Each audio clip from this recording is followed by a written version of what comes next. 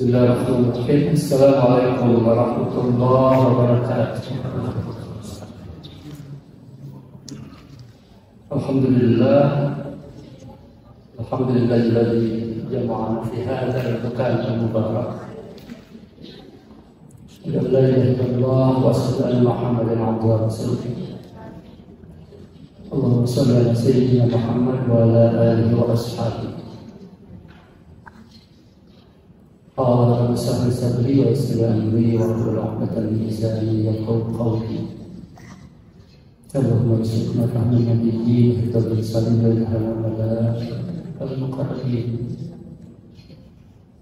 ربنا لا علم لنا الا ما علمتنا انك انت الحكيم. Bapak, Ibu, jamaah subuh yang saya hormati, yang sama-sama mengharapkan kepada Allah Subhanahu wa Ta'ala, puji syukur tentu saja kita sampaikan tidak terlewati, yang pada kesempatan ini kita masih diberi kekuatan untuk hadir di tempat yang Allah berlupakan. Mudah-mudahan pertemuan yang kedua pada bulan Ramadan ini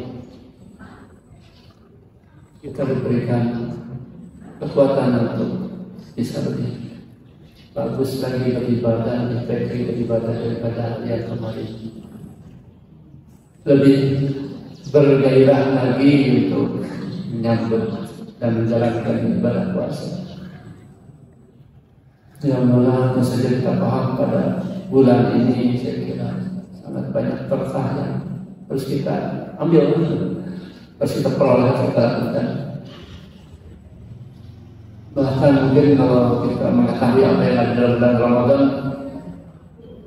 kata teks itu rasanya harusnya ingin seumur hidup ini bulannya bulan puasa. Kalau kita menyadari dan mengetahui apa yang ada dalam bulan puasa itu sendiri, meskipun tidak semua orang senang dengan kedatangan bulan puasa, karena memang ada beberapa hal yang mungkin biasa kita lakukan di bulan yang lain selain Ramadan, kemudian mungkin pada bulan puasa ini ada sedikit imsak, penekanan. Tapi justru di balik itu adalah sebuah nikmat yang sangat luar biasa. Karena pada bulan Ramadan ini ada peribadatan yang disamakan dengan peribadatannya para malaikat. Menahan diri dari makan, minum, dan syahwat itu adalah memang perintah Allah yang diberikan kepada para malaikat, sehingga kita alhamdulillah dan mudah-mudahan kita bisa mengerjakannya perintah itu, sehingga kita menjadi sederajat dalam hal ini dengan para malaikat yang memang dia tidak pernah makan, tidak minum, dan juga tidak melakukan syahwat tentu saja. Tentu bagi kita bersyukuri. Bapak Ibu sekalian, terima kasih kepada pengurus TKN yang sudah memberikan kesempatan lagi dan mohon izin kepada Bapak Ibu sepuh sedaya untuk memberikan waktu bagi saya berbicara di hadapan Bapak Ibu semuanya dalam rangka tawasul haq kepada diri saya sendiri dan juga kepada jamaah semuanya. Hadirin jamaah subuh yang hormati, yang Allah muliakan, pada pagi hari ini kita ingin mengkaji, mensorotkan lagi tentang hadis Arba'in yang sekarang baru hadis kedua dari yang 40 atau mungkin 40 lebih. Pada kesempatan ini kita ingin berbicara mengenai hadis yang diriwayatkan oleh Umar masih tentang iman, Islam, ihsan, dan sedikit asratus sa'ah, tanda-tanda kiamat. Ketika bainama nahnu dari bainama nahnu julusun ila Rasulullah sallallahu alaihi wasallam, ketika kami duduk bersama Rasulullah sallallahu alaihi wasallam, dzata yaumin, pada suatu hari, iltala alaina, tiba-tiba datang rajulun yang sadidu bayan thiyab, yang bajunya sangat putih, kemudian juga sadidu sawadis sya'ar, yang rambutnya sangat hitam. Dan orang itu duduk asnada badaya kepada Rasulullah SAW, menyandarkan dua lututnya, bersentuhan dua lututnya dengan lutut Rasulullah SAW, sambil menyimpan dua telapak tangannya, bahwa kafaihi ala fakhdain, menyimpan dua telapak tangannya di atas dua paha Rasulullah SAW. Faqala ya Muhammad, akhbirni anil Islam. Faqala Rasulullah SAW, Jibril tadi bertanya, kabarkanlah kepada kami, kepada saya, informasikan kepada saya tentang Islam. Faqala Rasulullah SAW menjawab, berkata, Al-Islamu an tashhada an la ilaha illallah. Islam itu adalah bersaksi, mempersaksikan tidak ada Tuhan kecuali Allah, wa anna Muhammadan abduhu wa rasuluh, bahwa Muhammad adalah hamba dan rasulnya.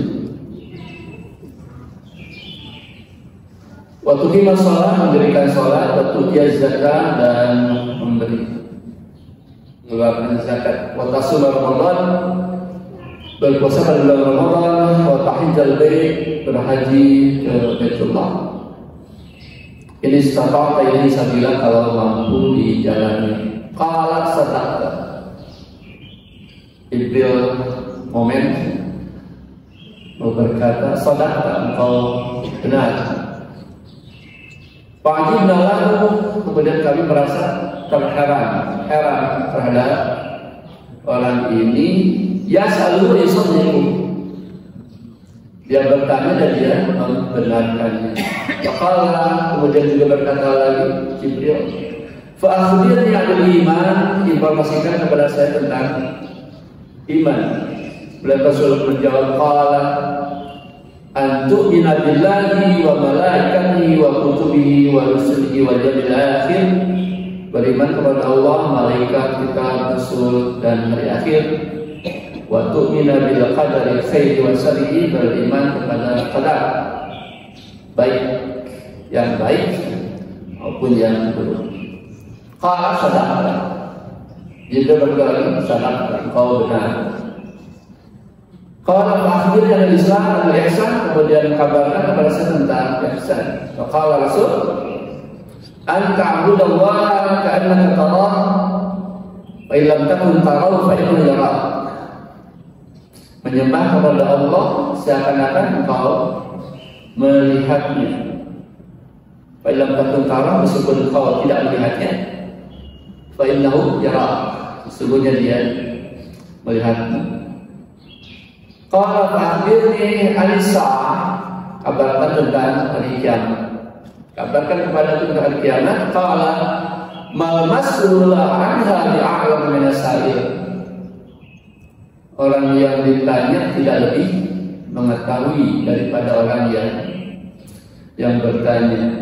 Qala fa'akhbirni an amaratika, maka kabarkanlah tentang tanda-tandanya saja.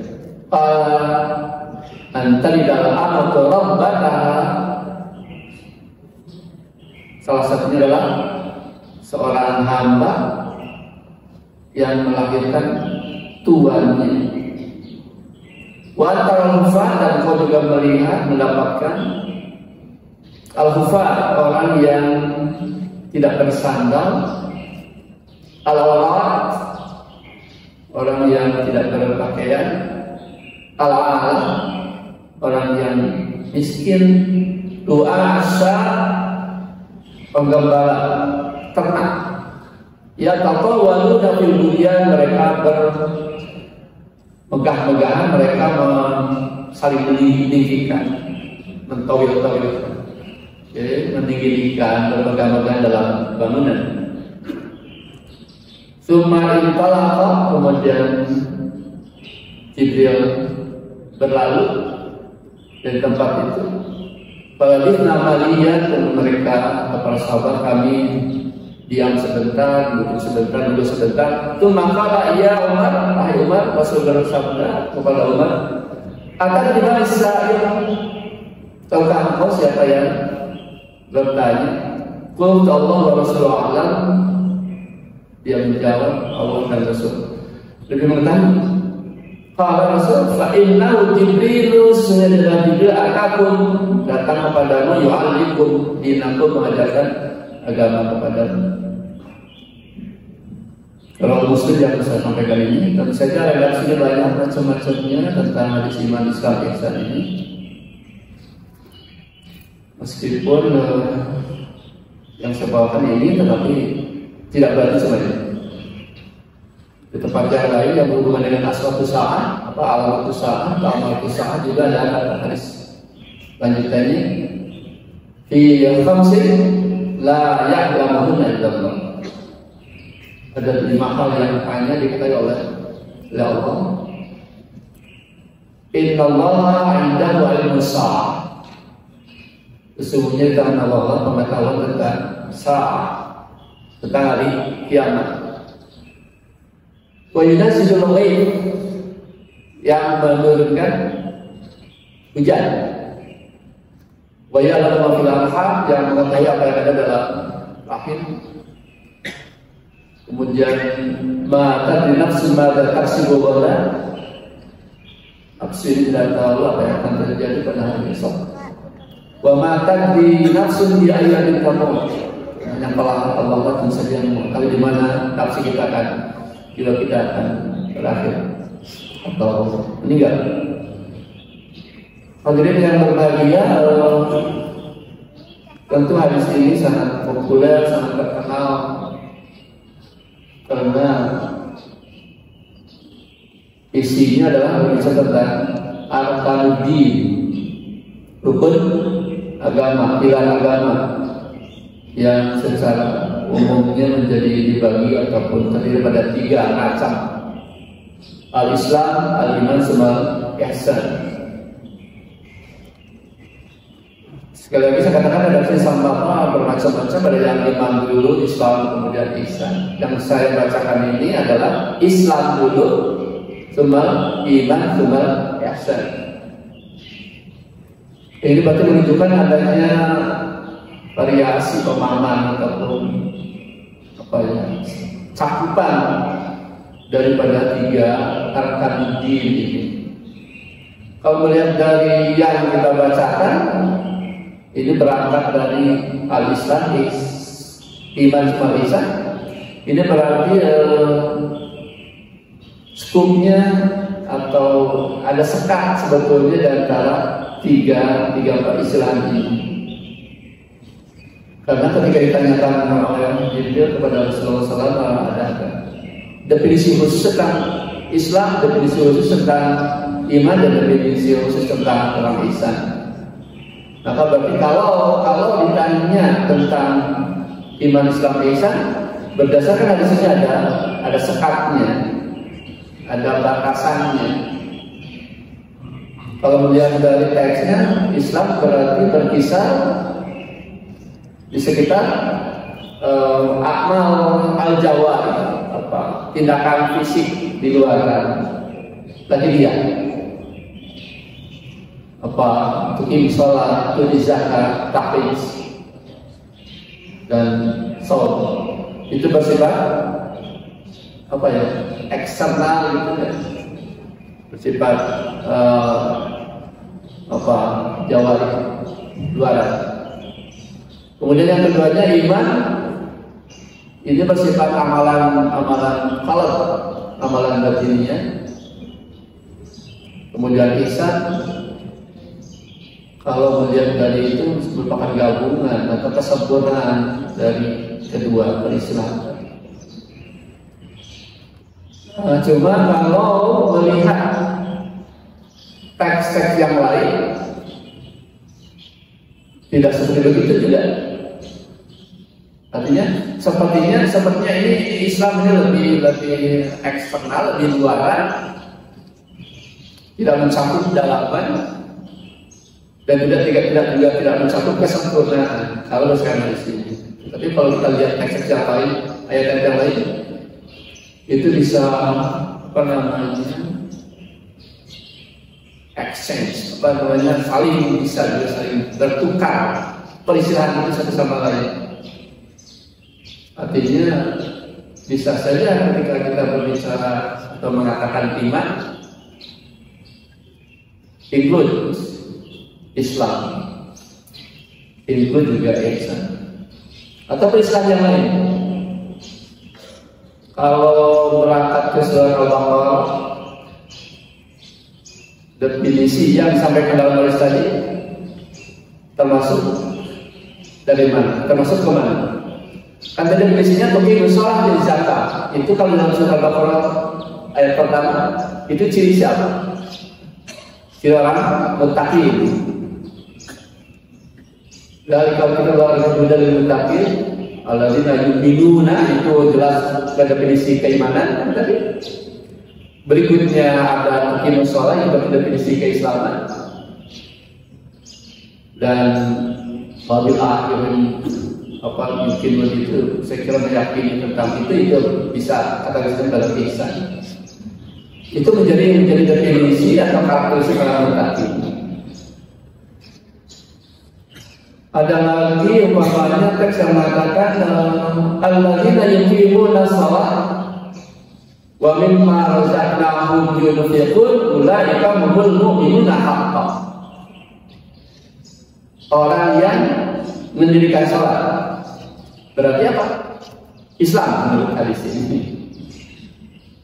Kalau majlis juga Islam. Tapi berikutnya ulaika humul mu'minun, itulah orang yang mukmin yang sebenarnya. Apalagi ada lagi yang mengatakan atau Allah berfirman, wa qalatil a'rab amanna walakin qulu aslamna wala yadkhulul iman fi qulubikum. Mereka orang Arab mengatakan kami sudah beriman, tapi berikutnya dibantah atau di komentar Allah sendiri. Walakin qulu aslamna, enggak, jangan ngomong iman tetapi katakanlah Islam. Di mana? Walau yadkhulul iman fi qulubikum, karena iman belum masuk kepada.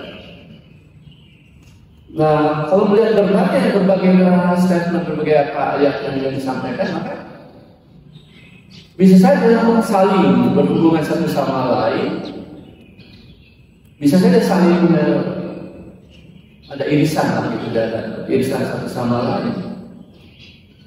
Paling yang bisa kita pahami bahwa ketika disebutkan seluruhnya ketiga kriteria itu, ketika kualifikasi tingkatan manusia umpamanya iman, Islam, ihsan, maka berarti itu ada sekat di antara ketiga peristiwa itu.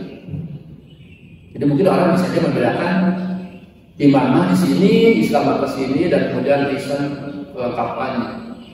Kalau disebutkan ketiga-tiganya ada.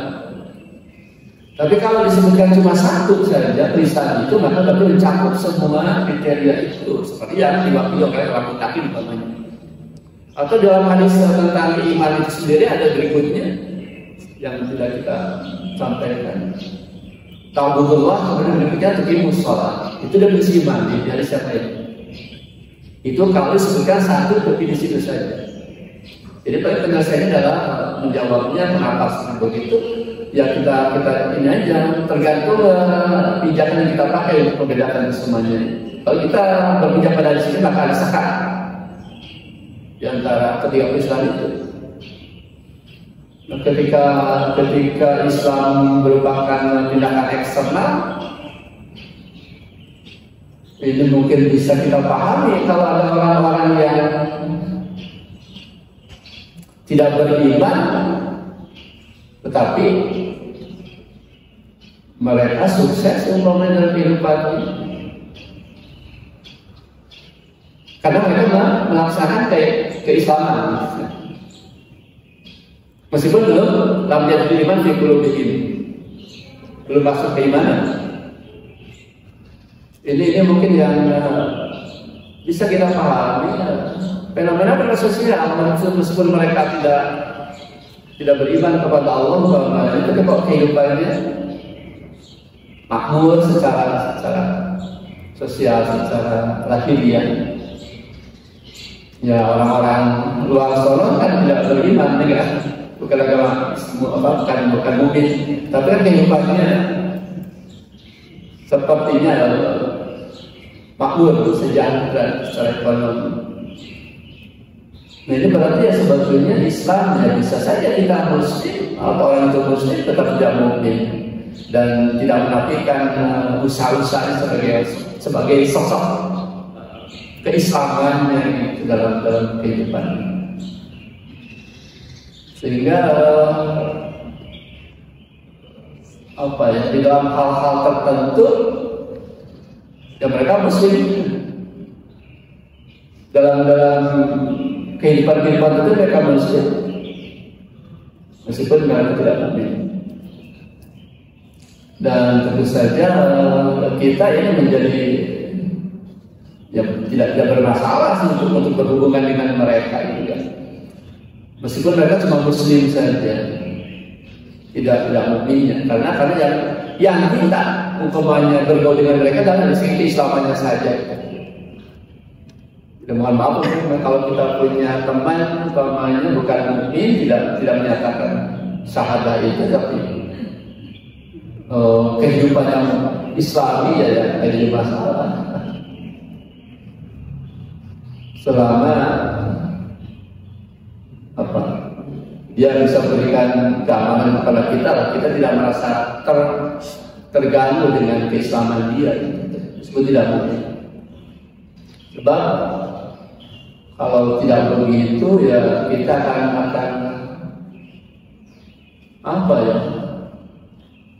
kehidupan sosial kita tidak akan luas dengan mereka. Sedangkan agama kita adalah agama yang luas. Dan kita diperintahkan untuk bergaul dengan siapapun. Bahkan sudah kita ketahui kependudukan kita sebagai umat karena kita berhubungan dengan mereka, bersosial dengan mereka dan mengajak mereka untuk ta'muru bil ma'ruf wa tanha 'anil munkar. Di dalam berbagai aspek itu manusia, sehingga kita tidak boleh eksklusif ya. Menutup diri, kemudian tidak mau menerima orang lain. Wow, itu menjadi bermasalah bagi kita, bagi agama kita dan agama sholih di kulli zaman, sholih di kulli makan. Gara-gara umpamanya dia tidak beriman dalam artian spiritual, tapi dia sebenarnya bisa memberikan keselamatan kepada kita. Mungkin saya pernah menyampaikan sebuah hadis yang la tusahib illa mu'minan. Jangan engkau berteman kecuali dengan orang mukmin. Nah ini mungkin sepertinya bertentangan dengan yang tadi, bahwa kita sebetulnya harus juga bersosialisasi, berteman dengan muslim cuma berkualifikasi muslim, belum mukmin. Tapi yang mengatakan begitu. Tentu kita memahami kecuali dengan orang beriman itu bukan itu pengertiannya, bukan hanya itu pengertiannya. kita menerjemahkan mukmin ini menjadi juga biar kita bisa hidup dengan mereka secara sosial. Maka mukmin di sini bukan hanya sekedar keimanan, keyakinan ini, tapi mukmin definisi yang lain. Masih ingat Bapak Ibu dulu saya memberikan apa definisinya mukmin di situ? Orang yang bisa memberikan keamanan. Karena mukmin itu dari kata-katanya amanah. Amanah, kemudian tambah mungkin hamzah menjadi amanah. Dan bisa kata dengan amanah. Apalagi aman. Kita sedangkan. Nah, sehingga bisa dipahami yang lain untuk tidak merincikan agama Islam, biar agama Islam tidak rigid, artinya luas, bisa dipakai untuk atau bergaul dengan siapa saja. Tapi definisikan mukmin itu adalah orang yang bisa berikan keamanan kepada kita, bukan sekedar keyakinan. Sebab kalau kita pahami keyakinan saja berarti kita bisa katakan eksklusif tadi, tidak mau bergaul dengan orang lain, itu nggak benar. Dan pasti agama akan ditinggalkan kalau begitu. Nah, itu kita terjemahkan mukmin adalah orang yang bisa memberikan keamanan kepada kita dengan siapapun. Dan siapapun. Apalagi kita berteman dengan mukmin KPPI itu kalau dia memberikan keamanan kepada kita. Nah, dengan yang lain apa-apa jadi masalah kita bergaul dengan mereka, selalu mereka memberikan keamanan dalam aspek tertentu. Jangan sampai mohon maaf ini agak sensitif. Tetapi ya ini kenyataan, kita nggak bisa melepaskan diri dari orang non-mukmin itu kan kehidupan ini. Yang kita pakai, yang kita gunakan kan kebanyakan juga tidak non-mukmin ya, non-muslim. Yang mungkin sama muslim non-mukmin ya, karena mereka muslim sebetulnya ya.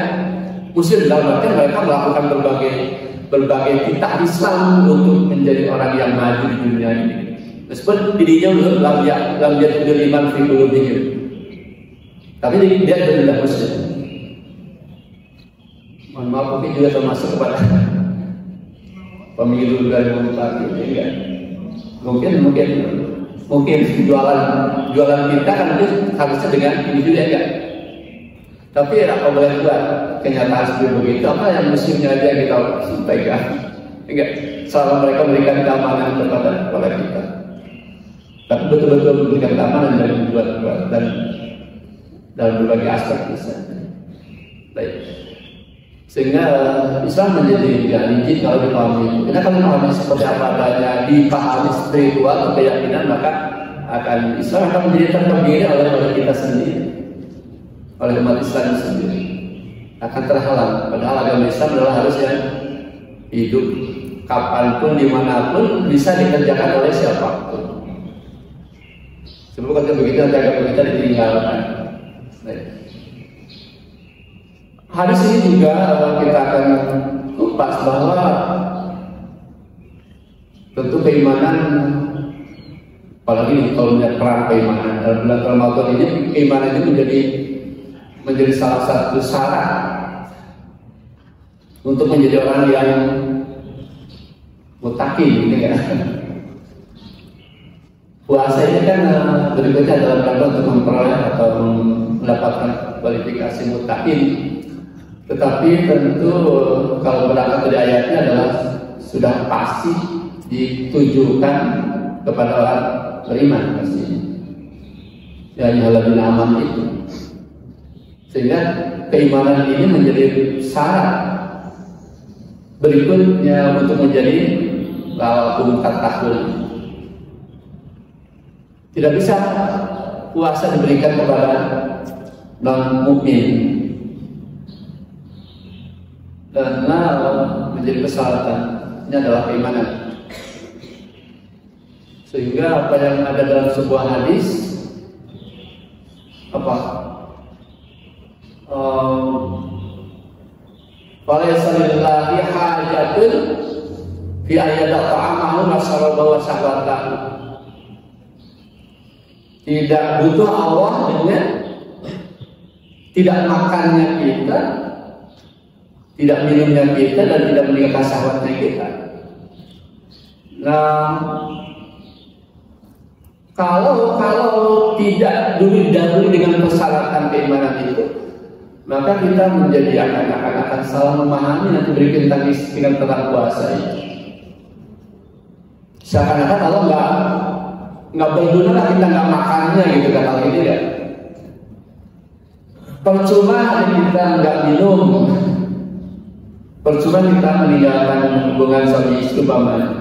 Nah, seakan-akan tiga ini tidak dianggap gitu deh. Kalau dipahami apa seperti itu mah harusnya tindakan berikutnya sesudah memiliki kriteria keimanan awalnya. Gitu. Kata-kata itu bisa saja berlaku bagi orang non mukmin. Bagi non mukmin ngapain? Enggak. Bagi non mukmin ngapain? Tidak makan.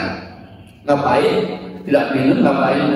Tidak berhubungan suami istri. Kalau bagi yang non mukmin ngapain? Allah alaihi hajat nggak butuh Allah dengan tindakan seperti itu. Kalau persyaratannya awalnya imannya tidak, maka menjadi persyaratan untuk menjadi muttaqi dalam hal ini adalah keimanan. Meskipun dan saja kita definisikan keimanannya yang sangat luas menjadi, maka minimal keimanan kita ya yang yang bersifat inner lah gitu, dan pengakuan terhadap kepada Allah dan Rasul. Sebab kalau melihat keimanan ataupun definisi kriteria keimanan di dalam hadis yang saya katakan tadi, sebetulnya awalnya adalah man lam yada qaula zur,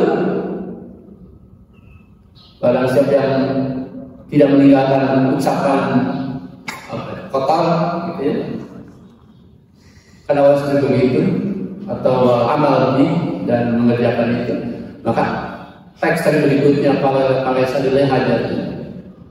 Nah, berarti di situ ada kriteria persyaratan.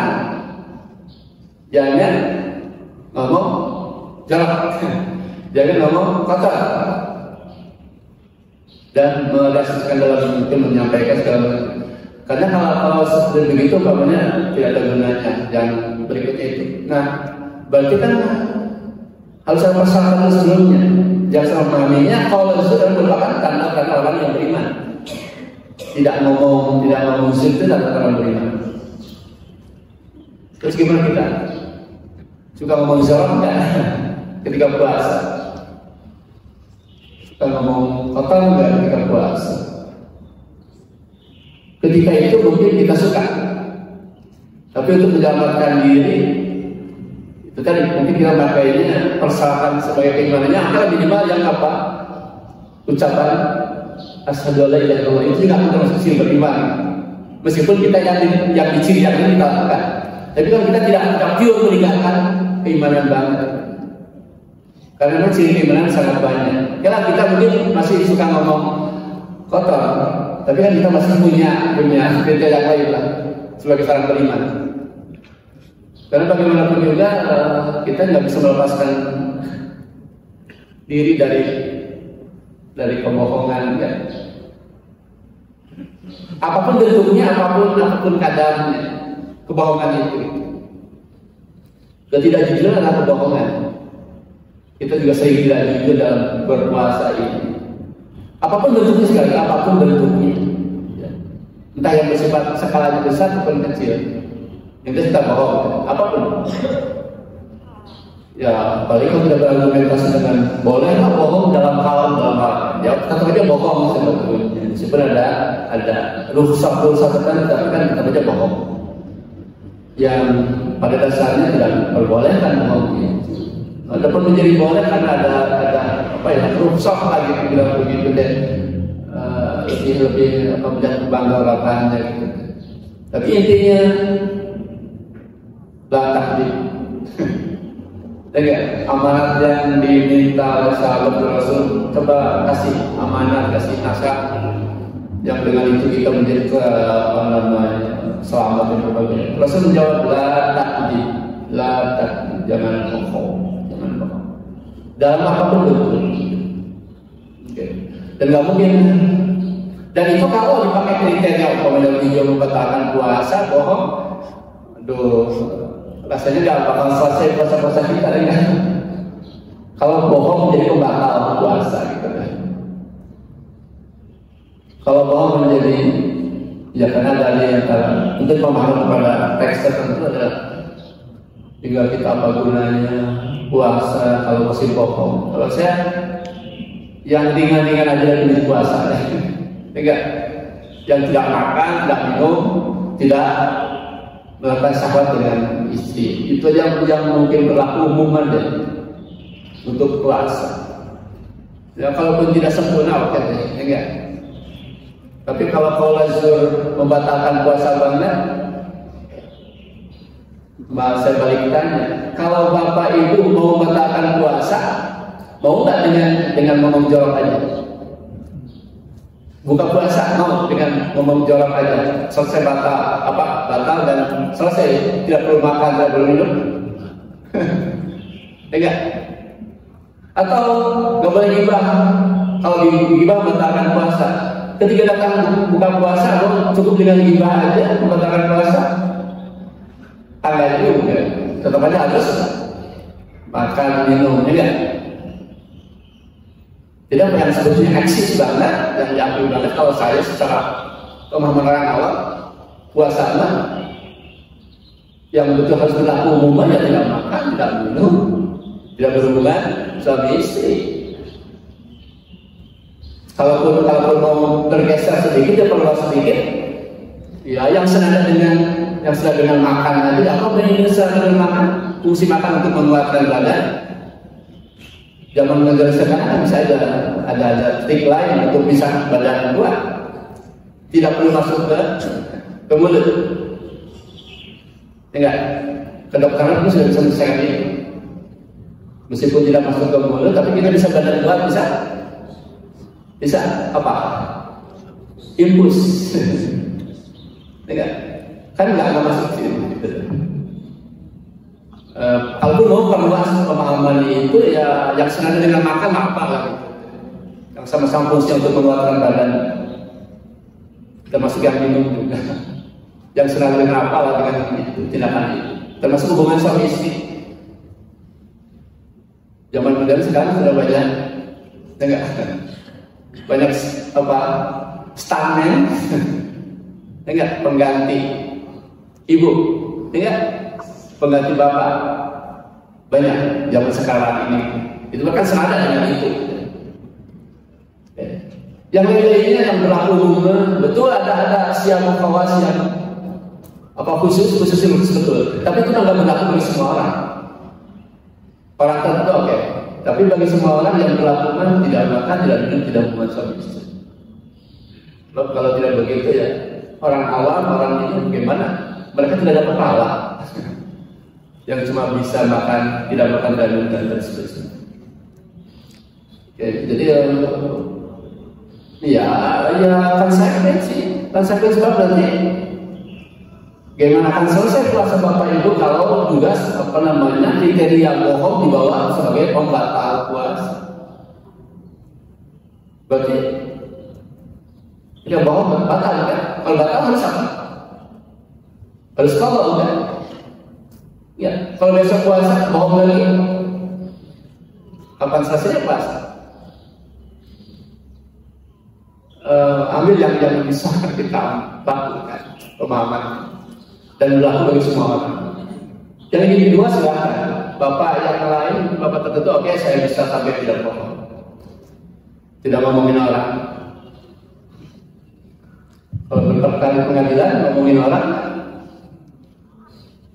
Berperkara pengadilan, karena pada bulan puasa ini ada perkara pengadilan ngomongin orang kan? Kalau ngomongin orang selesai pengadilan, nggak bisa. Kan ditanya kenapa berdatang ke sini, enggak? Oh si Alif gini. Tapi bukan ngomongin orang, menjelekkan orang. Repot kalau itu jadi pembatal. Ya bagi orang tertentu silakan, tapi bagi orang awam tiga itu yang menjadi tolak ukur berpuasa itu.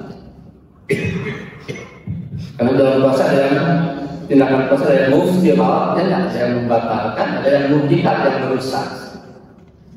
Yang tadi yang merusak ya, tapi tidak membatalkan. Kasihan orang awam kalau itu menjadi pembatal puasa. Yang masih sederhana pemahaman. Kesadaran memang saya memahaminya itu yang pokok. Itu yang pokok. Yang mesti dilakukan semua orang. Nanti orang kabur kalau tidak menyantuni yang memahami seperti itu. Baik. Ada komentar? Ada. Ayo lagi. Assalamualaikum warahmatullahi wabarakatuh. Waalaikumsalam warahmatullahi wabarakatuh. Ini Pak yang ingin saya tanyakan tentang keimanan. Kita sering mendengar bahwa keimanan itu bisa naik turun. Nah, jadi penyebab naik turunnya keimanan itu faktor apa? Apakah eksternal atau internal dari orang itu? Dan yang keduanya, apakah seseorang bisa mendeteksi diri sendiri? Oh, bahwa iman saya itu lagi meningkat. Oh, bahwa iman saya itu lagi menurun. Nah, itu mungkin yang ingin saya tanyakan ke Pak. Terima kasih. Baik, terima kasih Bu atas pertanyaannya. Apakah faktor dalam atau luar keimanan itu? Ya kalau melihat teks Al-Quran, posisi manusia atau keberadaan manusia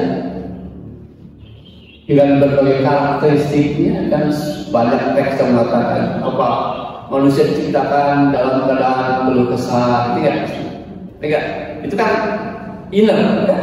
Bawaan dari sana dhaifah,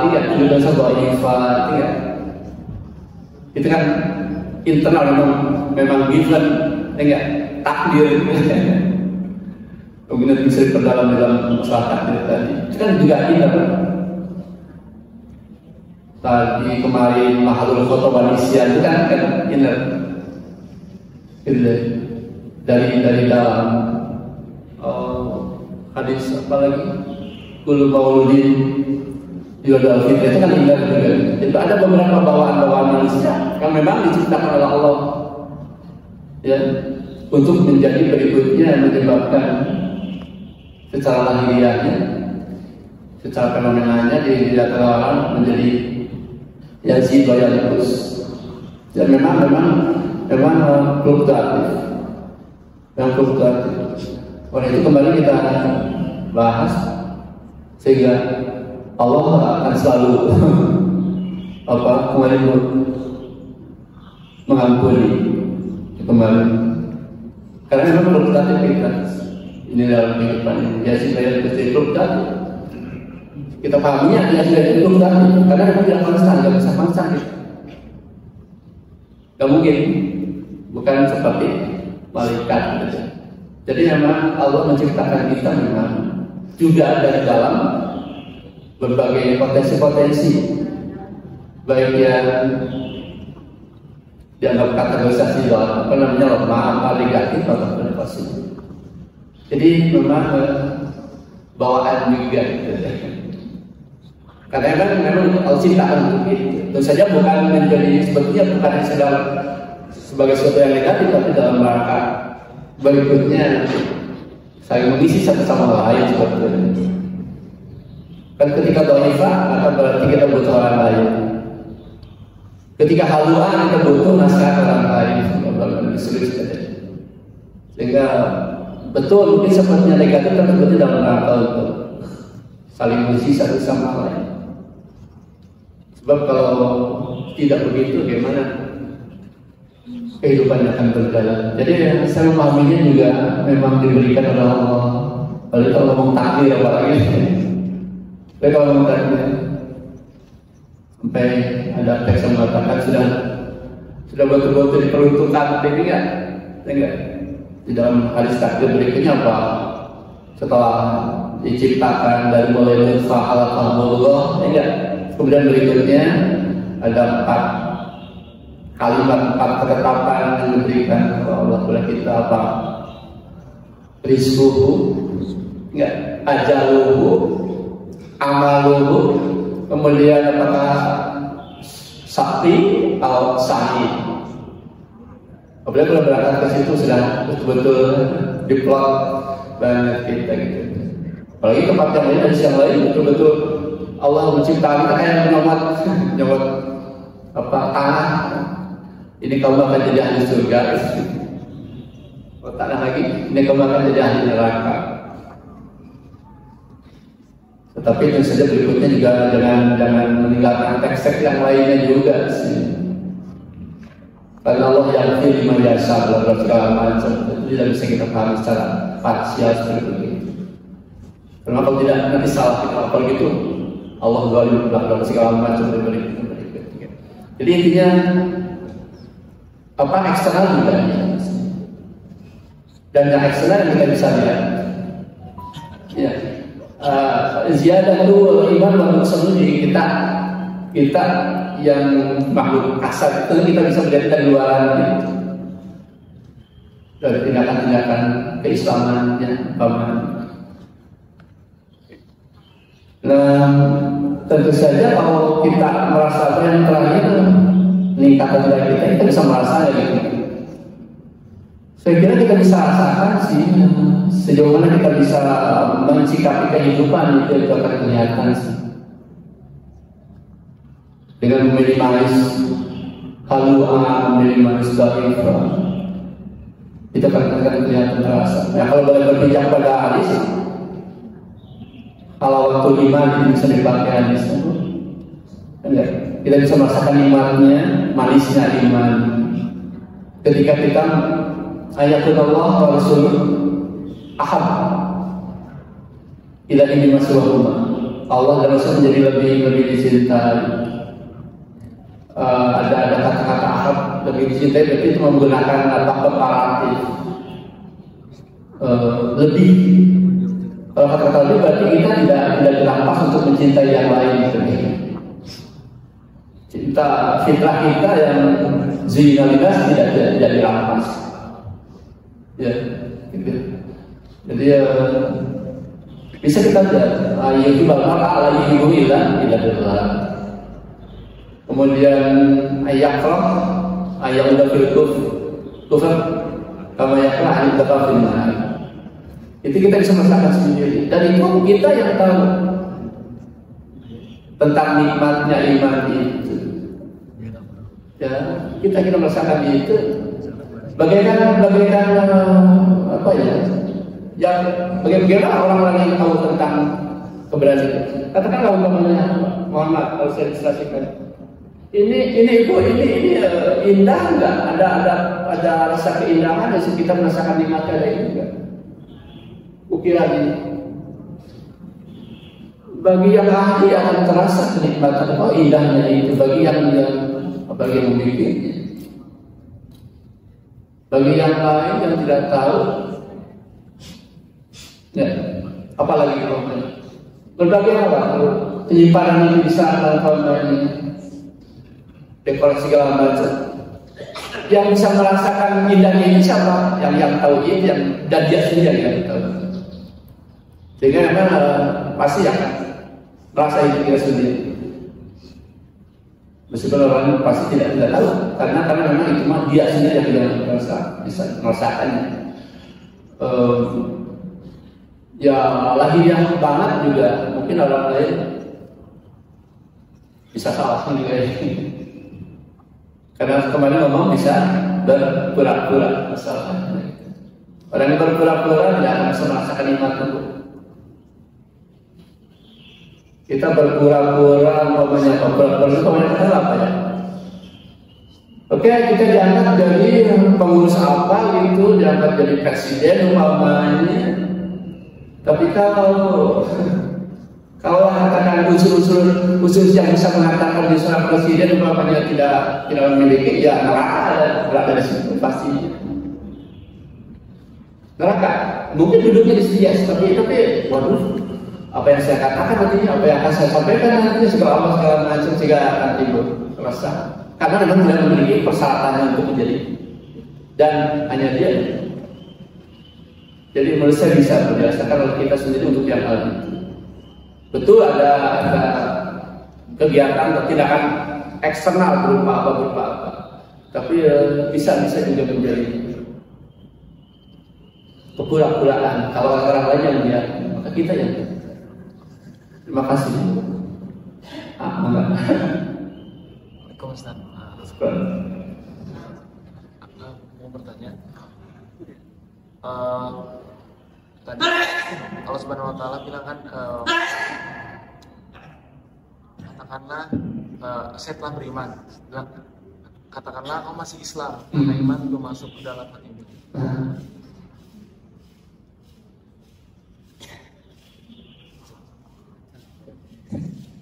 Ini tadi